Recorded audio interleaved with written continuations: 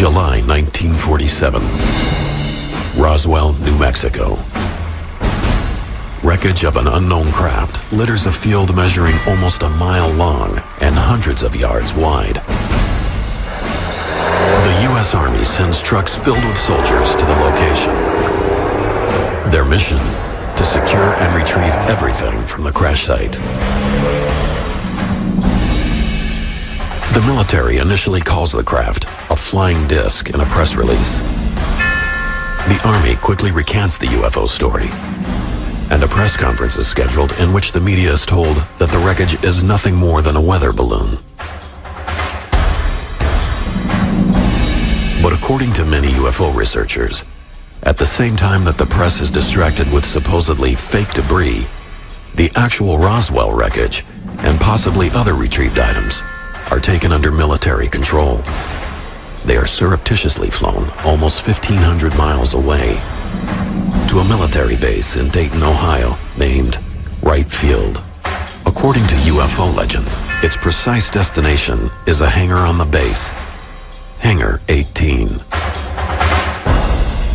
We know that stuff got shipped to Wright because of the testimony of the people who were involved in the shipments on both ends. A declassified FBI document dated July 8, 1947, the same week as the Roswell crash, also provides ties to Wright Field. The object found resembles a high-altitude weather balloon with a radar reflector. But that telephonic conversation between their office and Wright Field had not borne out this belief. Disc and balloon being transported to Wright Field by special plane for examination. Soon after the Roswell debris arrives, the class of 1947 from the military's elite airman training facility, the prestigious Air War College, is flown to Wright Field to investigate. One of the officers on scene is a battle-tested hero of World War II, a fighter pilot whose reputation earns him the nickname Black Mac. But nothing would prepare Marion Magruder and his classmates for what they would witness at Wright Field. It would change their lives forever. He saw metal that was very pliable, that you could wrinkle up in your hands, and then it would go right back into shape, and it was very light, and yet you couldn't tear it apart. He saw parts of wreckage of what were extraterrestrial craft. He saw bodies, and he also saw a living being. He said that it was childlike, very thin, with an oversized head and long arms with 4 digits. My father referred to the fact that we killed it. I'm sure we did not do it on purpose, but they were experimenting, and obviously we did not know how to make this entity live. But this being did die, and the way he referred to it is, we killed him. According to his son Mark, Lieutenant Colonel Magruder and his classmates are sworn to secrecy under threat of court-martial. Because of this, he keeps his secret for 50 years, even from his family. But in 1997, his health fading, Black Mac begins to open up to those closest to him. I said, Dad, are you finally going to tell us what you know so that we will know? And at the time, he said it was an awesome secret to carry all of his life, to know that there were more than us on this earth, and to not be able to tell anybody.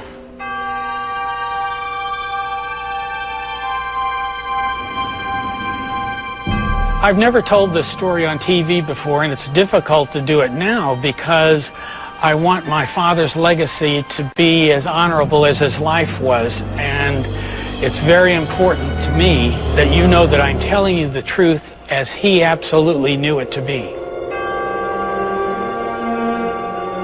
He just needed to let us know, his children know, that we weren't alone.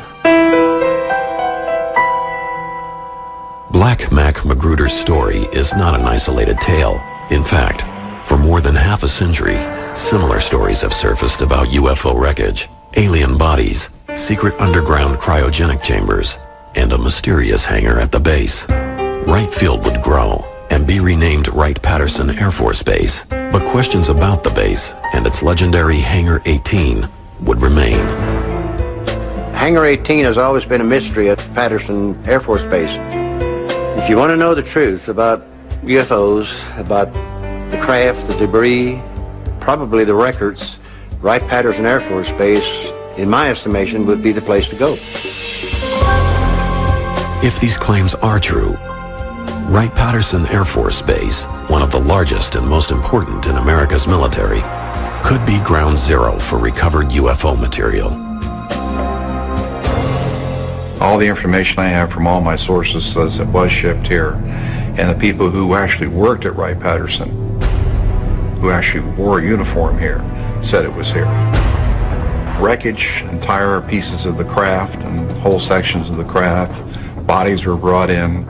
In fact, bodies were brought in on a regular basis from a number of different crashes from Roswell on. Not only was debris from many UFO crashes allegedly shipped to the base, but from the late 1940s until the end of the 1960s, all reports regarding UFOs were conducted at Wright-Patterson for the military's official UFO investigation, Project Blue Book. Wright-Patterson evolved into one of the most talked about bases in UFO lore. However, the Air Force's description of the base is much different. Really what makes Wright-Patterson unique is we are, by and large, focused on tomorrow. What is tomorrow's Air Force going to look like? What kind of airplanes will we fly? What kind of weapons will be on those aircraft? What kind of technology will be in the cockpit? We have the Air Force Research Laboratory here. We buy all of the aircraft in the United States Air Force through the offices that are here. We are responsible for all of the flight tests, all of the science and technology. We're also responsible for all of the major intelligence that's done for air and space. Some of the research that goes on in technology may be classified because we're trying to protect the technology that we develop to make sure that we provide our soldiers and our airmen the best advantage.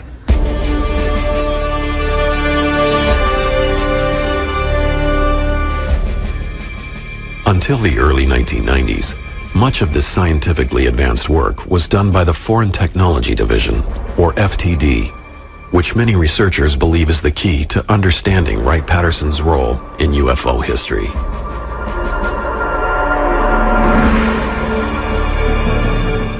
The Foreign Technology Division was the Air Force unit that was responsible for scientific and technical intelligence as it applied to the air and space and missile capability of mainly the Soviet Union.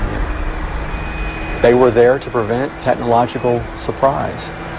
They were the experts in the bad guys' equipment. Wright-Patterson has a history of duplicating Russian equipment, German equipment, and reverse engineering it. Why would they not do the same thing with extraterrestrial technology? And so there's no question in my mind that's exactly what we're doing. Coming up, a second major UFO recovery and a second secret trip to Hangar 18. You saw two bodies through the porthole slumped over.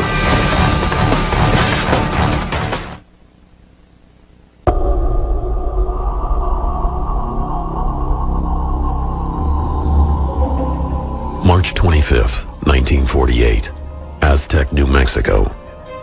What starts as a normal day for local oil workers turns into an encounter with the unknown. As they approach the western edge of the mesa, a large silver object grabs their attention. When the oil workers got to the mesa, there was a disc approximately 100 feet in diameter. Because the ship is found intact, it appears to be a landing as opposed to a crash. The witnesses I talked to, both Ken Farley and Doug Nolan, young men at the time would not enter the craft. Bill Ferguson, the foreman, more senior gentleman, was yelling at the workers to get away from it. Except for a shattered porthole, there isn't any immediate sign of damage. Doug Nolan reported to me he saw 2 bodies through the porthole slumped over. Within hours, trucks arrive, supposedly from Camp Hale, Colorado. It appears the U.S. government has another UFO incident to contend with. Having learned from their mistakes at Roswell, the Army quickly takes control of the situation.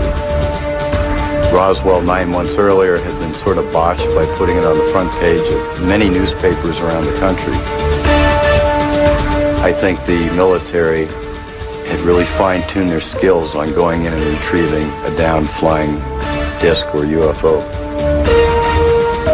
The secrecy started immediately upon the military's arrival at the crash site. They separated the locals and reminded them of their patriotic duty for the United States and swore them to secrecy.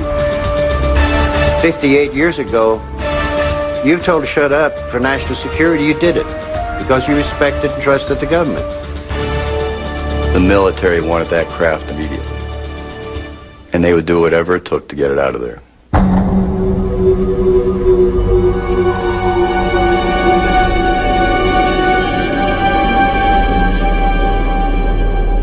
According to the eyewitnesses, the Army recovers between 14 and 16 badly burned alien bodies from the craft.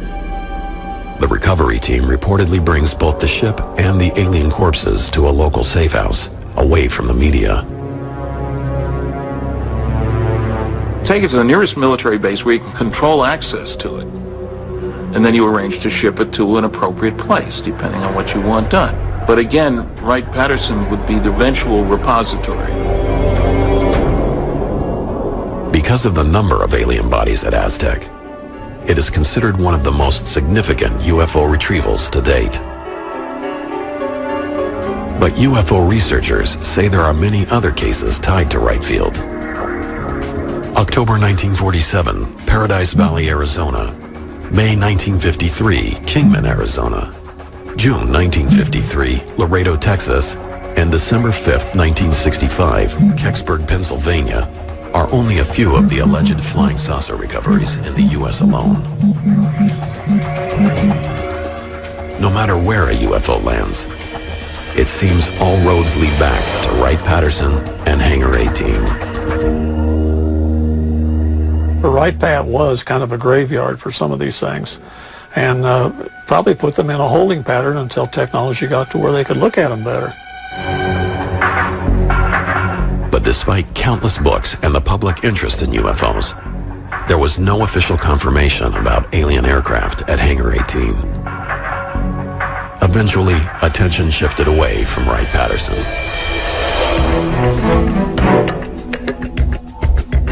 Interest was revived, however, in 1978, when UFO researcher Leonard Stringfield gave a speech at the annual Mutual UFO Network, or MUFON Symposium, coincidentally held in Dayton, Ohio, Wright-Patterson's home. Len was doing things in this field that nobody else had done. He actually had developed a number of people that were leaking information to him. They were given testimony on things that they had seen and done. Not just one person, but a whole entourage of people that he developed a trust where people knew they could trust him, and he wouldn't expose them, and they could give him the information, and he could correlate it with others and determine what's real and what isn't. Stringfield wrote several books on the subject of UFO crashes and their retrievals. Because of the secrecy involved, many of his sources didn't want their full names published for fear of losing their top-secret government jobs.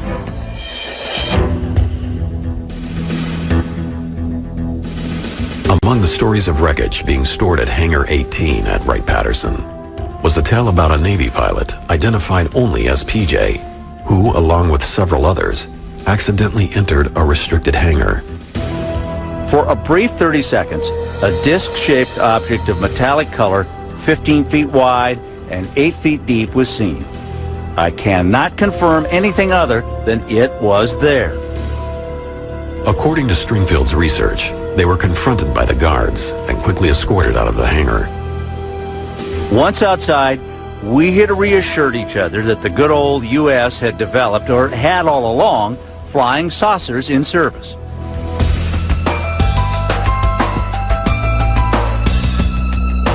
As these stories started surfacing, other witnesses came forward.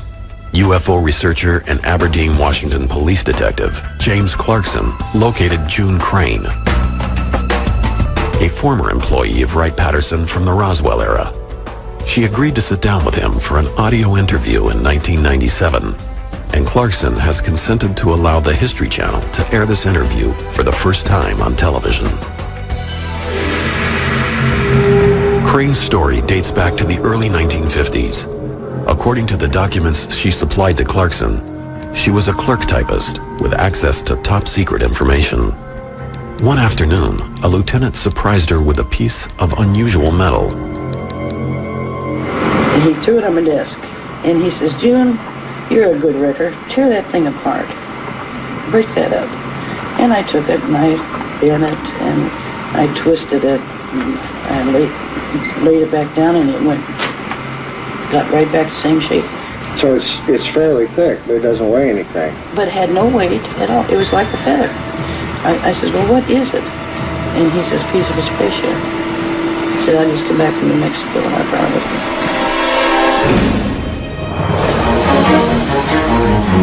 Next, from debris to aliens, June Crane's story takes a surprising turn. He called them little green men.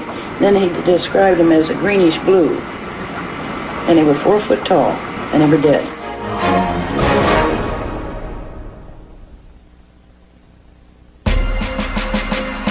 It is the early 1950s.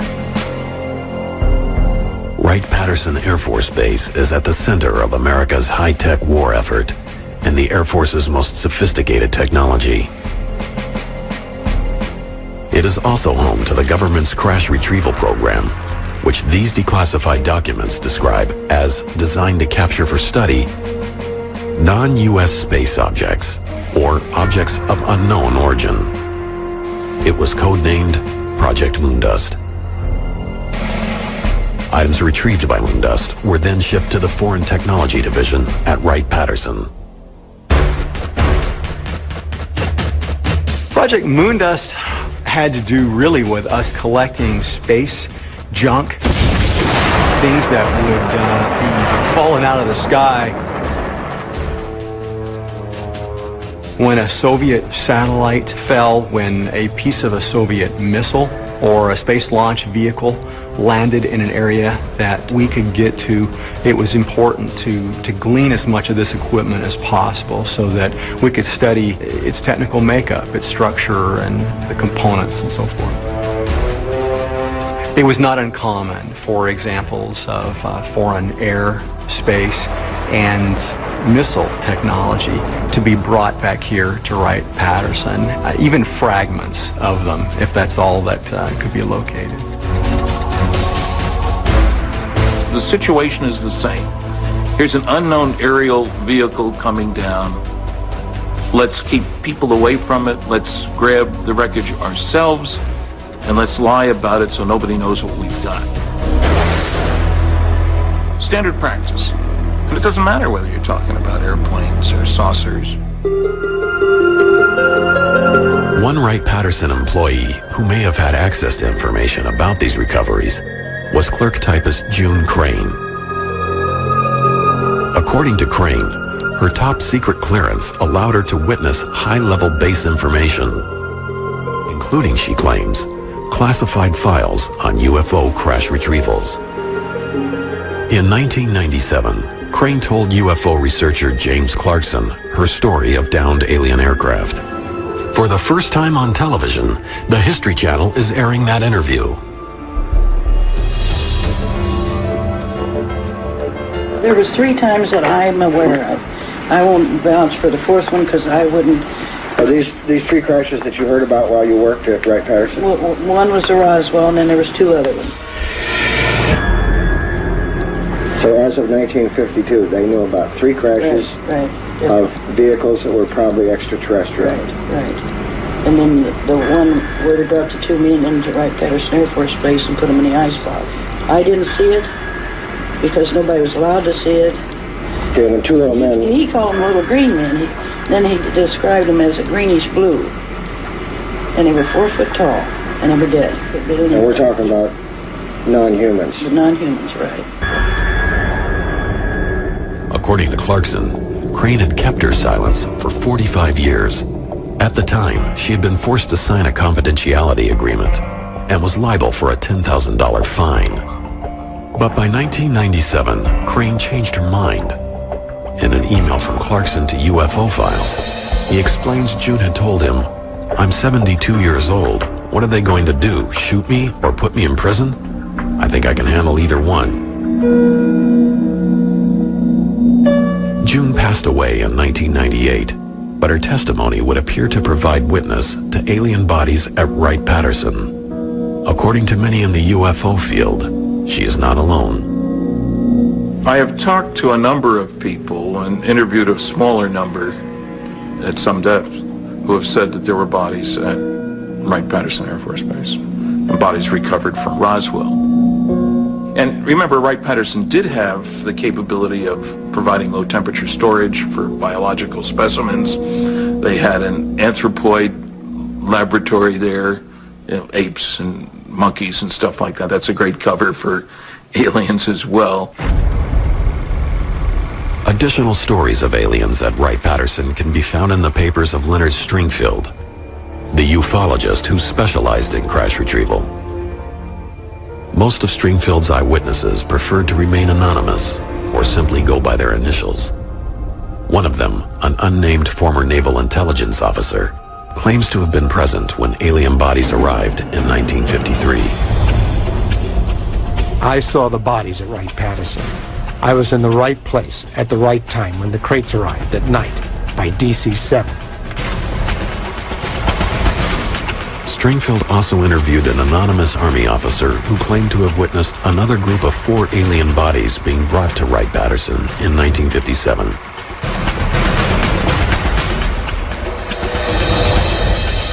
According to the general, the 4 bodies, approximately 5 feet in height, were sent to Wright-Patterson Air Force Base, where he had seen them in a deep freeze morgue, kept at approximately 120 degrees below zero for preservation.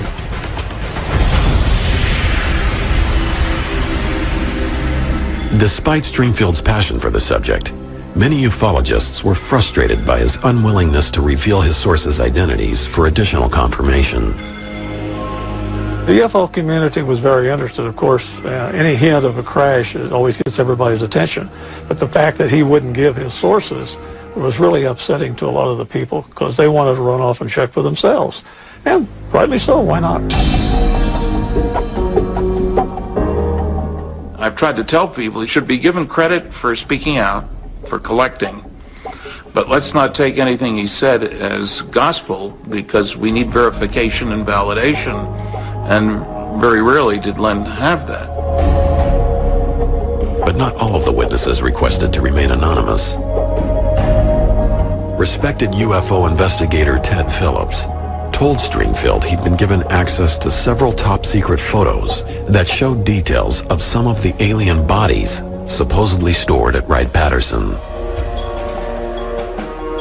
The hand had long, thin appendages, fingers, I suppose. And there was a sort of membrane between the fingers. I'd not seen anything like that before. And for some reason mentioned it to Len. He became excited because he had seen the same thing. I don't know what the origin of the photos might be, but I do trust the source. Regardless of the various witnesses Stringfield interviewed, the descriptions of the actual aliens that were maintained in Hangar 18 were all similar. The general testimony about bodies is quite consistent. Little guys, big heads, relatively long arms, upper arm longer than the lower arm, which is the reverse for us. 4 long skinny fingers, would have made a good violinist, as one witness said. Slit for a mouth, no visible teeth, not really a nose, but 2 little holes. Holes for the ears, big eyes for body size, short guys, little gray men if you want, not green, gray. I have heard that there were live aliens kept alive for a certain period of time, maybe years after Roswell, let's say. Now, they would certainly have done all kinds of testing on them. If you hit a body of an occupant of a crash-flying disc, you would definitely autopsy it and try to figure out how its physiology was different than that of humans, how its DNA was different than that of humans. In some pretty advanced investigations, I'm sure. Now, if this was coupled with analysis of test results from live aliens, then you'd really have a very exciting biological study project. Is there evidence of a secret underground vault that holds these alien bodies? The biggest kept secret was the huge cryogenics networks that were required to support and preserve these bodies.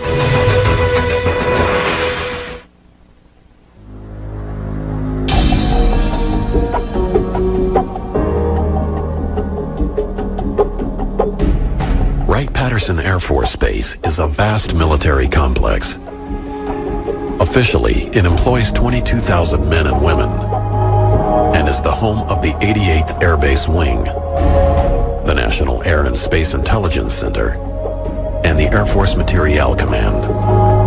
But since the alleged UFO crash at Roswell, New Mexico in 1947, there have been rumors linking the base to the storage and study of UFO crash remnants, and even alien bodies. The military says none of this is true, but those who've studied it say Wright-Patterson is large enough and secure enough to hold a multitude of secrets.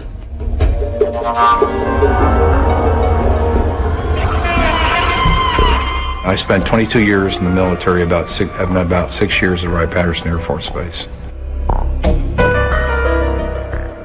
Author and retired Air Force Captain Robert Collins says he was a research analyst for the Foreign Technology Division, the FTD, the unit most commonly linked to UFO studies on the base.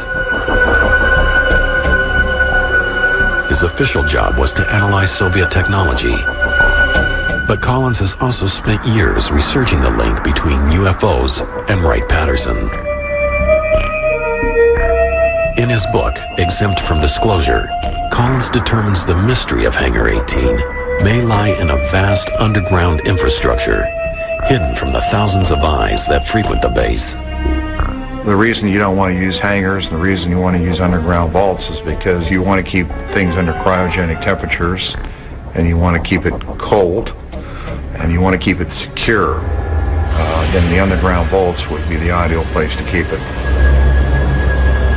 Now, we do have a lot of evidence that supports the idea that these vaults were there.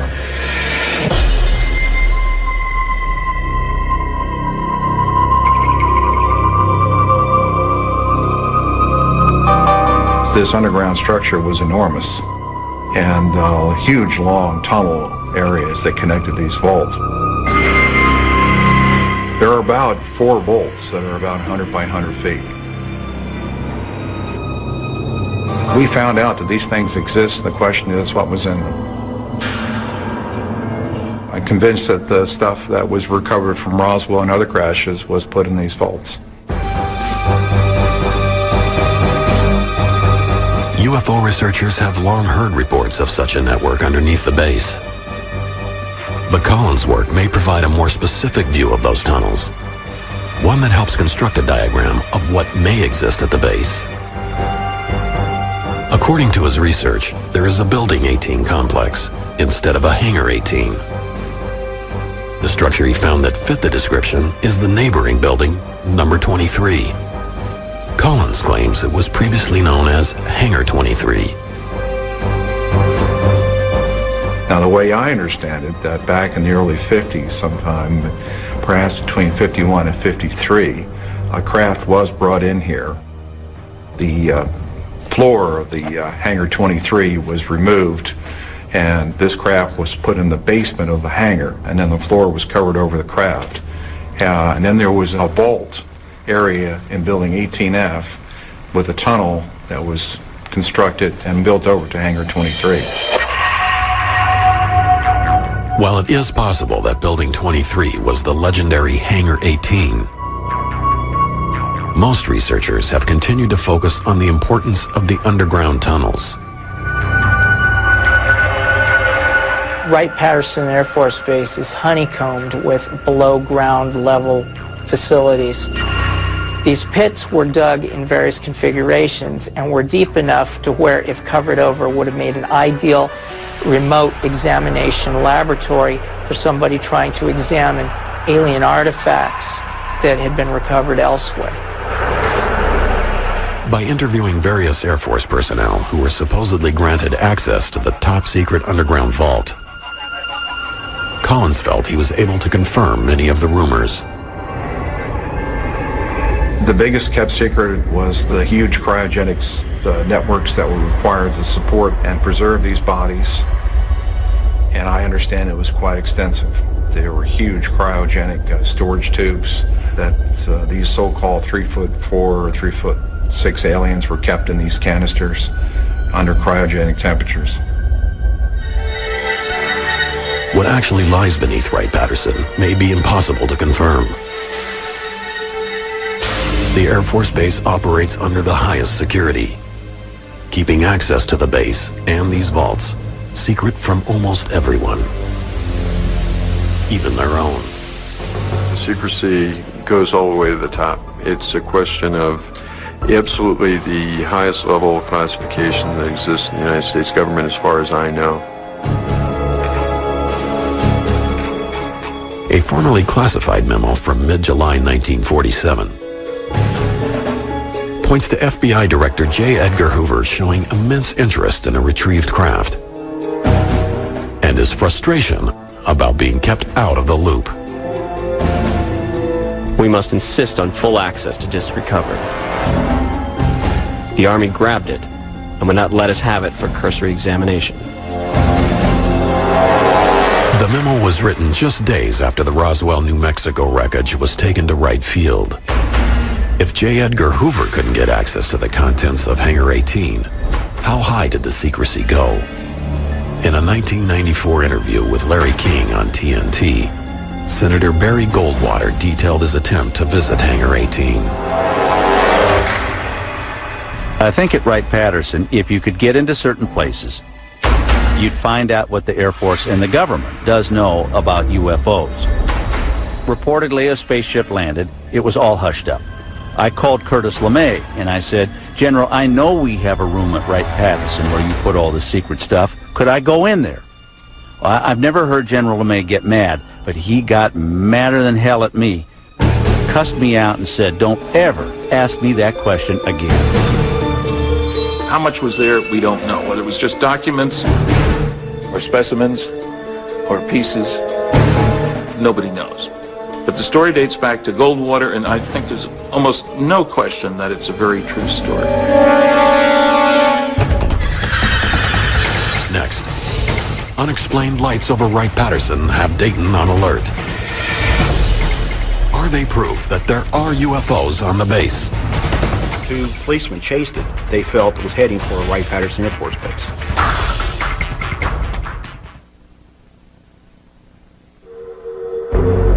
They are schematics, once classified as secret, designs of a craft that appears to be a flying saucer. Various unconfirmed stories have emerged of disc-shaped vehicles being developed at Wright-Patterson Air Force Base. But these declassified government documents from 1955 reveal that the Air Technical Intelligence Center at Wright-Patterson had in fact begun work on a disc-shaped craft named Project Silverbug. It was a circular aircraft about 35 feet in diameter, had a crew of 1 pilot, and was capable of a vertical takeoff at about 2,000 miles an hour.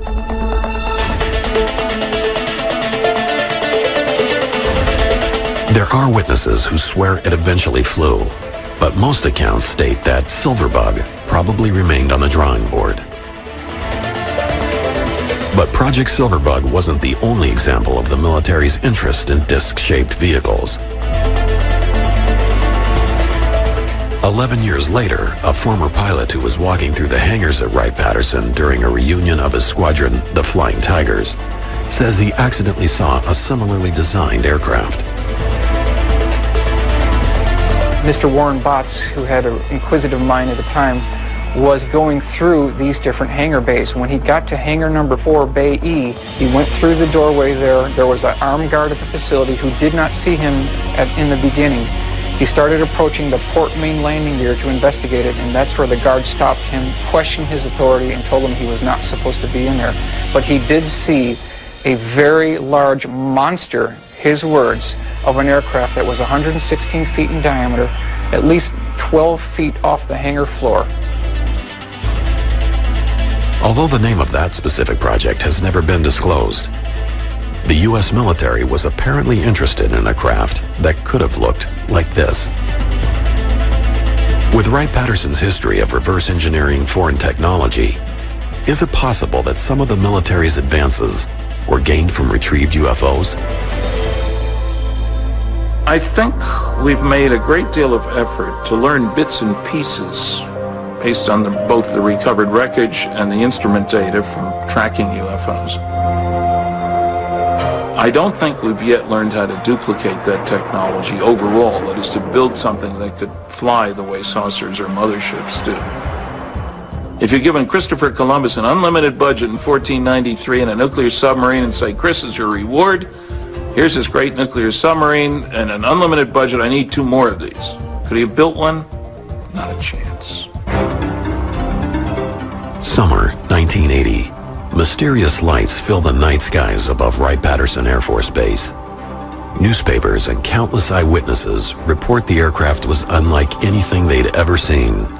The main reports we saw was the object was moving up and down, was brightly lit, it hovered for long periods of time, and some people said it seemed to disappear over Wright-Patterson Air Force Base.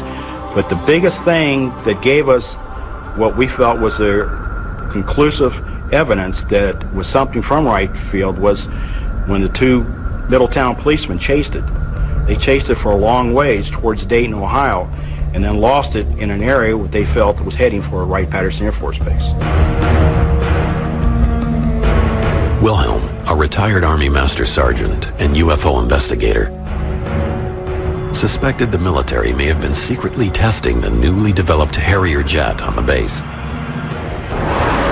The British-designed craft combines the vertical abilities of a helicopter and the forward thrust of a conventional jet. After releasing his findings to the media, Wilhelm was quickly contacted by the military. I got a phone call from a major from Wright-Patterson Air Force Base, and he asked me a lot of questions, and at the very end, he did say, I cannot make any comments, Mr. Wilhelm, but all I can say is you've done your homework.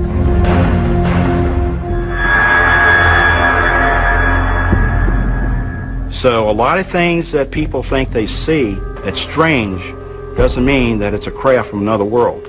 Most of the time, it's our military developing some of our technology, which we need very badly. And it's the reason why they don't say a whole lot. And I commend them for them, and I back them up 100%. The Harrier incident raises another possibility about activities at Wright-Patterson. Perhaps many of the legends about Hangar 18 are actually a cover-up for top-secret military programs. I think it's important to keep in mind that the government, in association with Air Force OSI Counterintelligence Division, would really like to extend the alien myth as a cover to hide their own deep black programs. Well, it means that they want everyone to believe that what you're seeing out there is extraterrestrial, and we do not have the technology to duplicate what we're seeing in the skies. I think to the extent that they can confuse or disinform folks about flying discs and make it look like a terrestrial innovation, the more they'll do that. It's in the government's best interest to distribute disinformation if you want to keep a secret. The debate over Hangar 18 and Wright-Patterson Air Force Base may never be completely resolved. I would say upward of over 80% convinced that it's true. There was wreckage there. There were bodies brought there. Research was done here up to maybe 81 or 82, and then they packed everything up and moved it because of security leaks. That's when all the little stories about green men ceased, about that time frame. Most researchers speculate that any work being done involving UFOs at Wright-Patterson may have been relocated to another top-secret base, Area 51, the mysterious airfield hidden in the Nevada desert. Area 51 developed because of its location, away from anything. And Wright-Patterson is in Dayton, Ohio. It's in the middle of a major town. So I think Area 51 would have been the ideal location.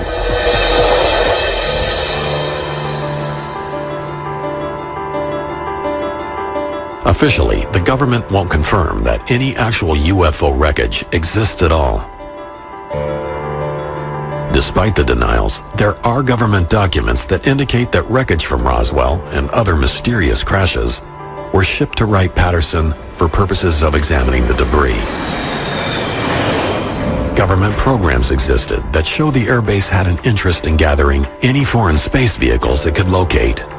And there is testimony that the government wants to keep all of this under wraps, even from some of its most prominent officials. But why? What is the truth behind the legend of Hangar 18?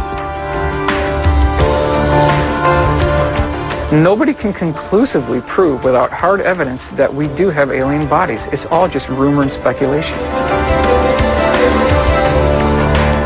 It's so much more romantic to think that we have it is, but again, no concrete physical evidence has appeared after 60 years of this mystery. There really was a Roswell spacecraft, and there really were other UFOs that were recovered by forces loyal to the United States. It's just that the classic Hangar 18 was more of something that you would see in the movies, and it was part of the rumors that circulated the UFO community for well over 35 years. The bottom line is that since we've collected flying discs, we're not going to throw them away. They either exist at Wright-Patterson or they exist in an underground facility somewhere in the U.S. West. Wherever it is, they exist in a warehouse under U.S. control and they haven't been thrown away.